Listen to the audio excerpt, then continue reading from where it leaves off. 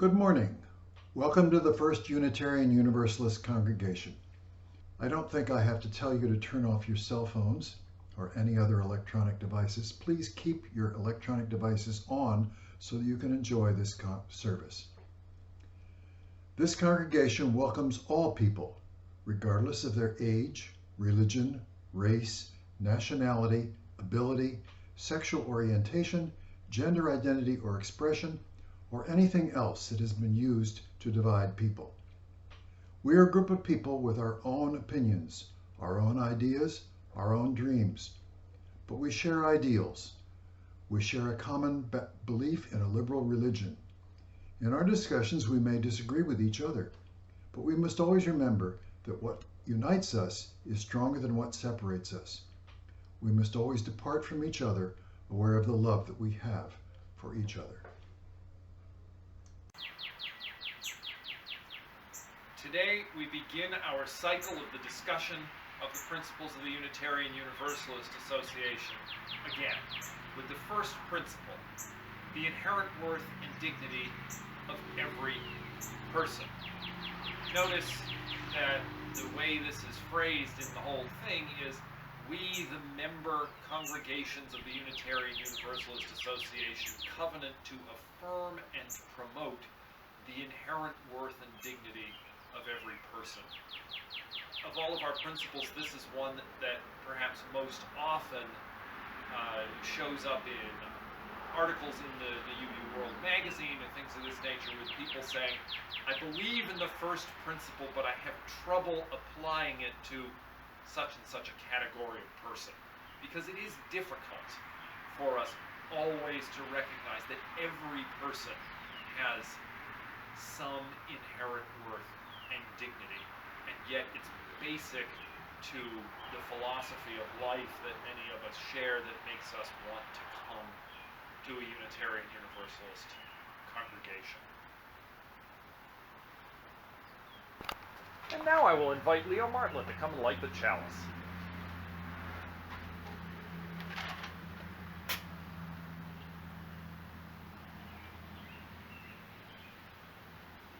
Rise up, O flame, by thy light glowing, bring to us beauty, vision, and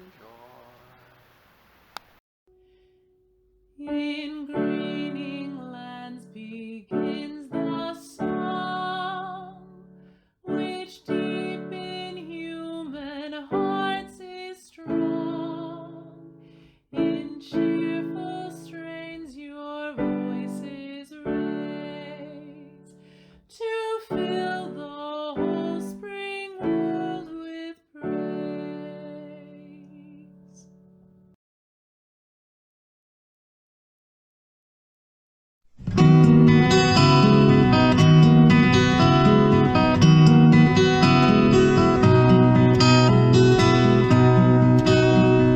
Yesterday a child came out to wander, caught a dragonfly inside a jar. Fearful when the sky was full of thunder, and tearful at the falling of a star. And the seasons, they go round and round, and the painted ponies go up and down. We're captive on a carousel of time. We can't return, we can only look behind from where we came, and go round and round and round in the circle again. Then the child moved 10 times round the seasons,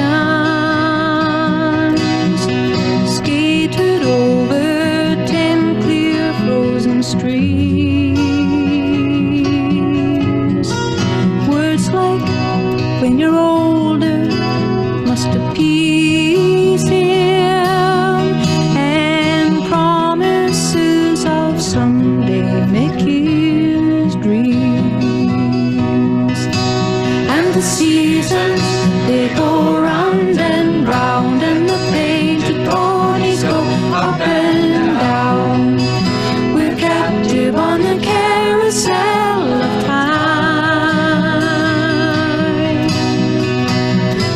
can't return, we can only look behind from where we came and go round and round and round in the circle again. 16 springs and 16 summers gone now. Cartwheels turn to car wheels through the town, and they tell him, take your time, it won't be long now, till you drag your feet too slow, the circle's down. And the seasons, they go round and round, and the painted ponies go up and down. We're captive on the carousel of time. We can't return, we can only look behind from where we came and go round and round and round in the circle again. So the years spin by, and now the boy is 20. Though his dreams have lost some grandeur coming true, there'll be new dreams, maybe better dreams, and plenty before the last revolving year is through. And the seasons, they go round and round, and the painted ponies go up and down. We're captive on the carousel of time. We can't return, we can only look behind from where we came and go round and round and round in the circle again. And go round and round and round in the circle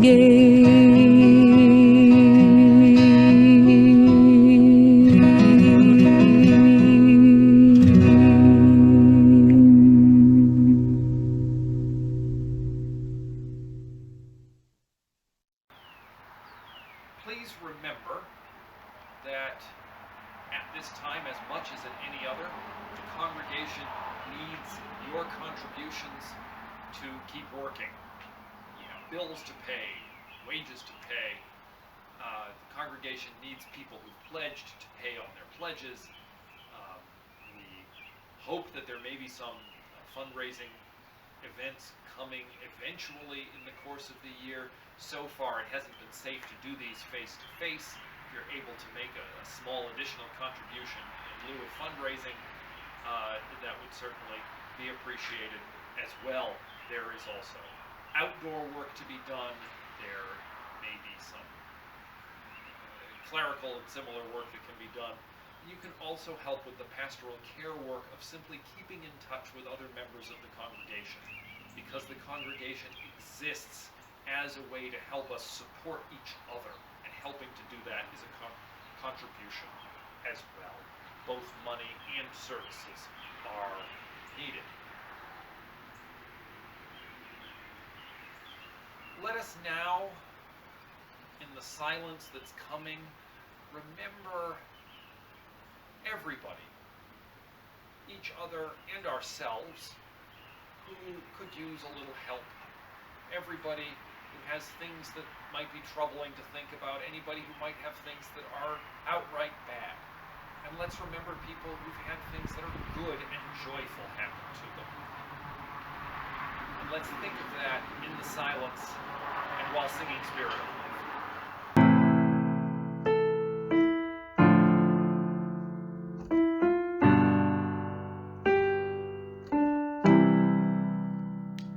Spirit of life, come unto me. Sing in my heart all the stirrings of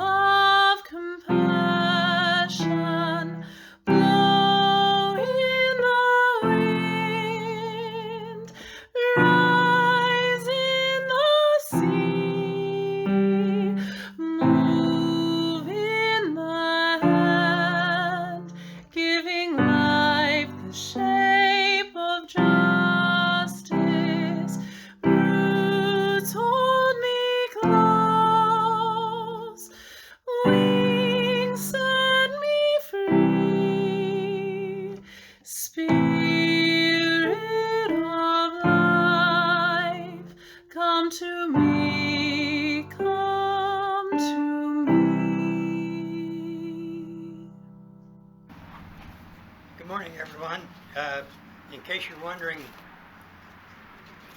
who I am and why I'm speaking today, I'm Rex Gambill. I'm attend the church here, and the reason I'm speaking is that Julie Young nagged me into it. But seriously, Julie does a great job of arranging all the speakers that we have, bringing in the very interesting people, and I hope that after today her reputation's still intact. What I want to talk to you today about is happiness. I kind of titled my talk, The 74-Year Circle of Happiness, but then when I put the title down, I realized that that circle's not complete yet. I'm 74, but I sure hope the circle isn't complete. So maybe I should have come up with a little different title. Anyway, I'm like everybody else. I've been home and I've had a lot of time to think and a lot of time to reminisce and just try to figure out what it is that has made my life happy.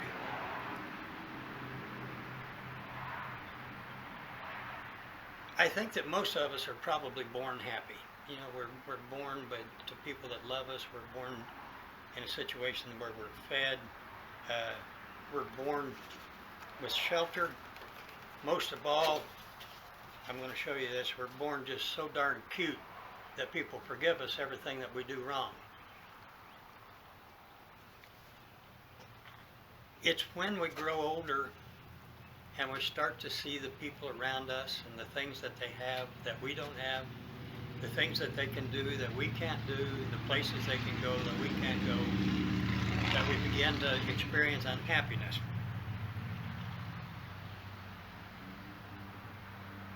Unhappiness and happiness both to me are emotions.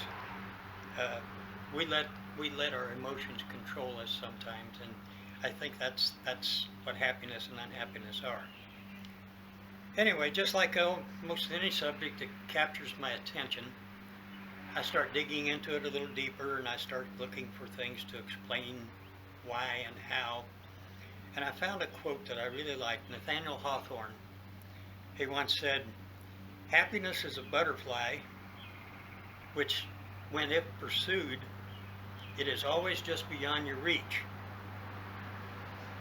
but which, if you will sit quietly, it may alight upon you." I kind of like that thought. I think that happiness may be something we can't change, it just kind of comes to us.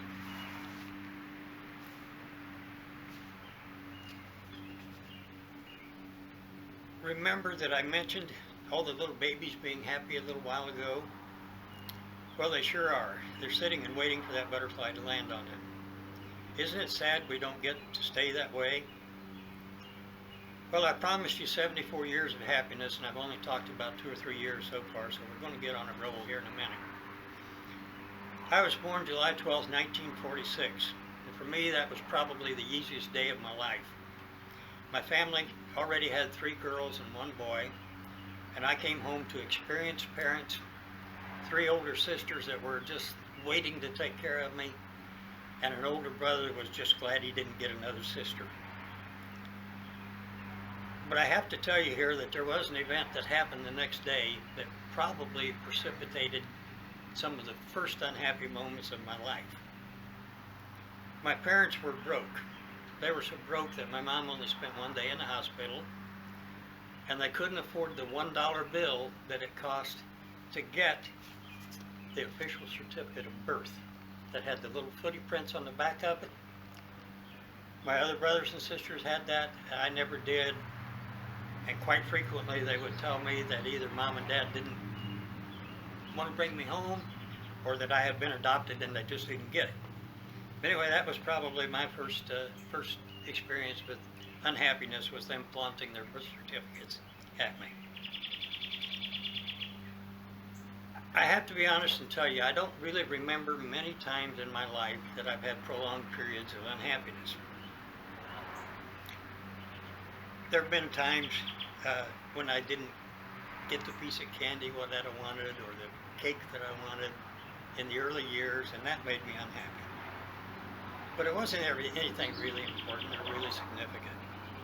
My first real brush with unhappiness probably came when I was 6 years old and ready to start school. All the rest of the kids in the neighborhood, Jack and Davy and Kurt, Lex, and all the girls that I really didn't want to be around, were going to school. But not me. I got appendicitis.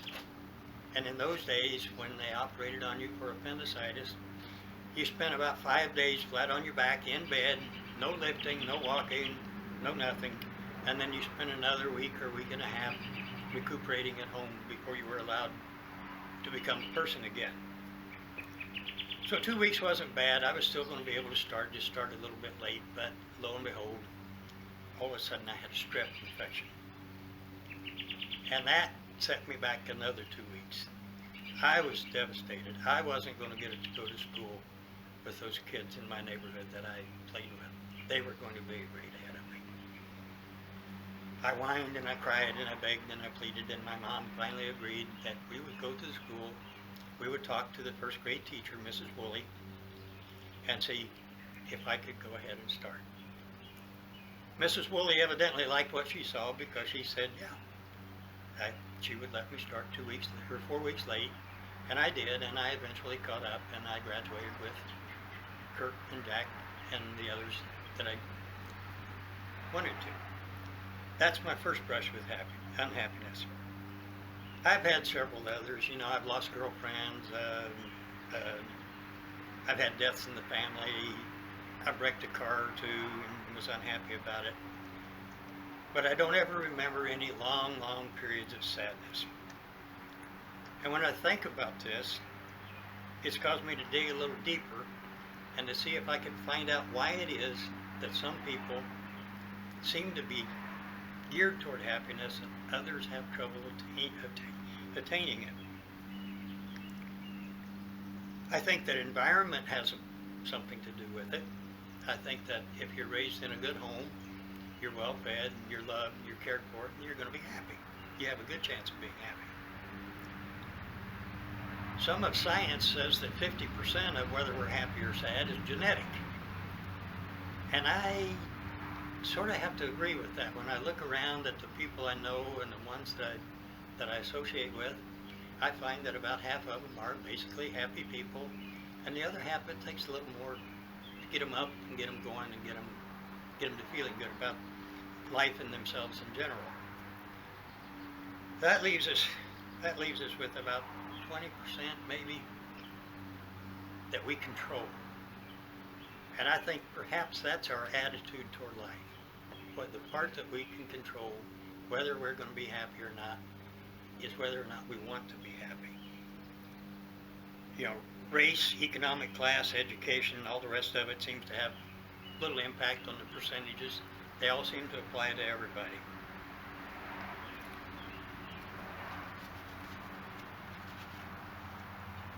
Okay, now I want to take you down a little bit of a different path.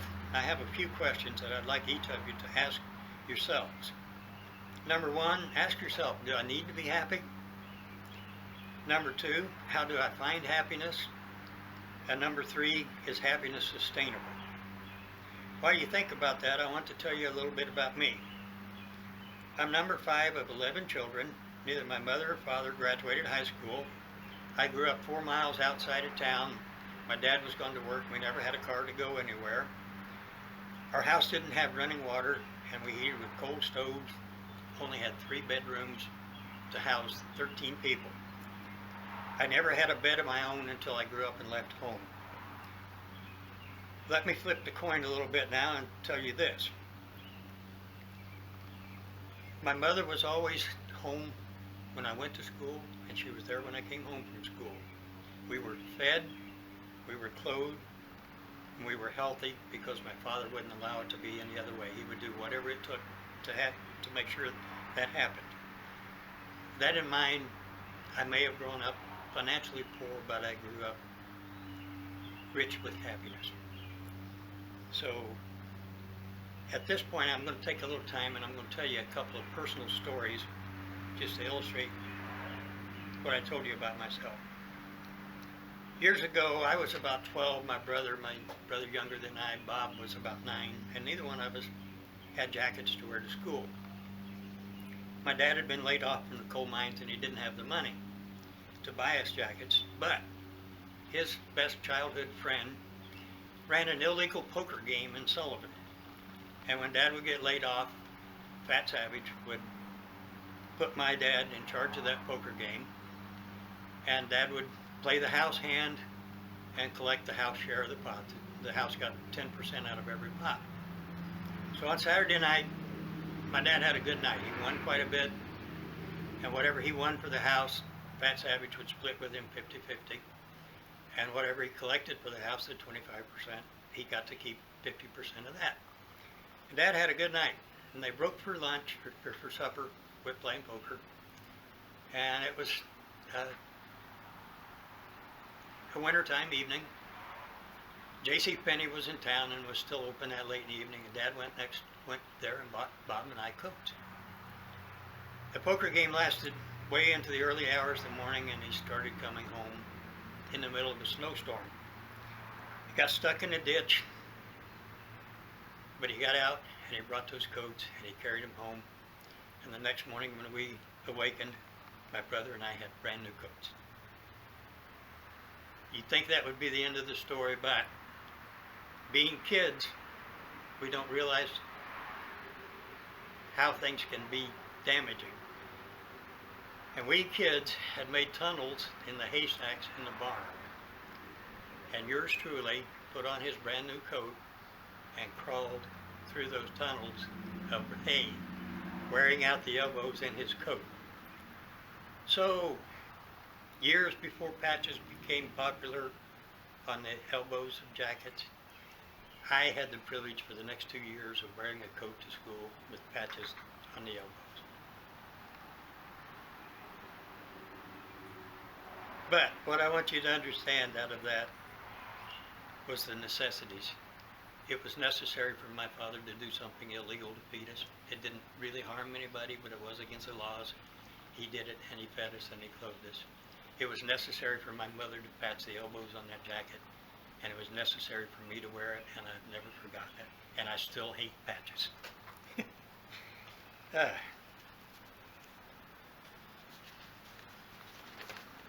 Moving on a little bit. I've been lucky in life. I've reached the point of total satisfaction. I've been blessed with a wonderful family, parents, brothers and sisters. We had enough. We all got along. A wife that's great, and a child that makes me proud when I walk. I will admit to struggling with other relationships, but eventually I seem to have found a spiritual home here at the Unitarian Universalist Church, and that allows me to claim a little bit of success even spiritually. So, the next question is happiness sustainable? I don't really think so. I believe happiness is an emotion, and like other emotions, it ebbs and it flows. The well-cooked steak makes you happy, but the tear in your favorite shirt puts tears in your eyes. Losing your brother is devastating. Seeing your child graduate from college is great, but then when you have to help him pack up to move 800 miles away, boy, that's a real downer. But if happiness isn't sustainable, what is it that causes me to feel good about my life? I believe it's been finding meaning in what I do. How one discovers meaning for oneself, I'm not sure. But I do believe when one finds a vocation or an activity that at the end of the day allows them to look at themselves in the mirror and say, I accomplished something. I feel good about what I did. I believe they found meaningfulness, and with meaningfulness, a happy life is going to follow. Folks, for me, 74 years from birth to now has been populated with intervals of joy and agony, but filled with accomplishments that make me proud. That describes my life. I think the happiness came when I knew I was successful, and the sadness came when I perceived failures. Both made me grow. Both are who I am. and both have left me old, contented, and appreciative of everything that is allowing me to relax and enjoy life. I get to share what I have with those I can still serve. And life, my friends, is good. Find your purpose, set your goals, make your life meaningful, treasure every moment, and be happy. I'm going to end with one little thing. Sam's been skipping announcements, but I do have an announcement to make. Come Monday night, we're going to try to bring a little happiness into everybody's life that wants to. Doris and I are going to be here at the church from 7 till 9 or 10 or whatever. We're going to have a campfire, and we invite all of you to come. Bring your chairs, bring your refreshments, stay a while, stay all night. But let's do some social distancing. Masks and 6-foot poles are recommended. But come Monday night, if it rains, we'll do it Tuesday. And let's see if we can bring some happiness back into our lives. Thank you.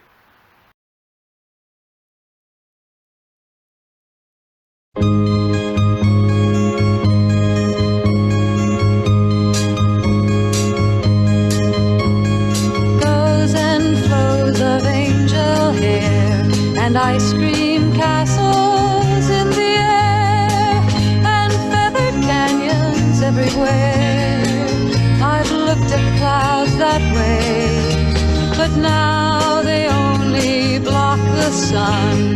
They rain and snow on everyone. So many things I would have done, but clouds got in my way. I've looked at clouds from both sides now, from up and down, and still somehow it's clouds' illusions I recall. I really don't know clouds at all.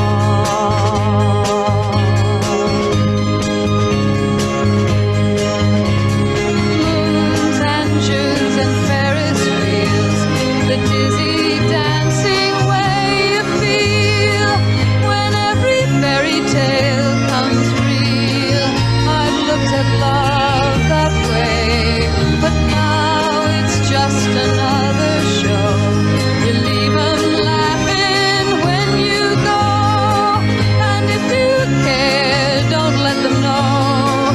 Don't give yourself away. I've looked at love from both sides now, from win and lose, and still somehow it's love's illusions I recall. I really don't know love at all.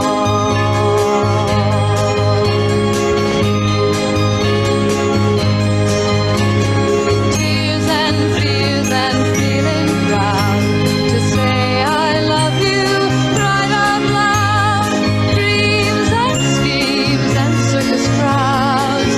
I've looked at life that way, but now old friends are acting strange. They shake their heads, they say I've changed. Well, something's lost, but something's gained in living every day.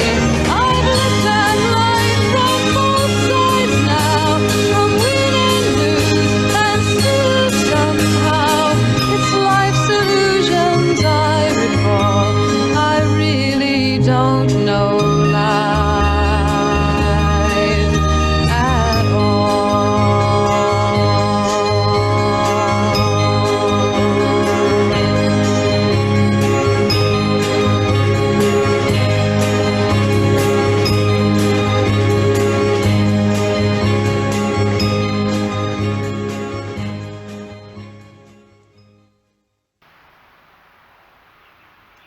Next Sunday's service features Carl Martland coming in, recorded from northern New Hampshire. The Sunday after that, I believe it is planned to hold a virtual coffee hour by Zoom at the usual service time. May the blessings of love rest upon you. May peace abide with you. May God's presence illumine illuminate your heart, now and forevermore.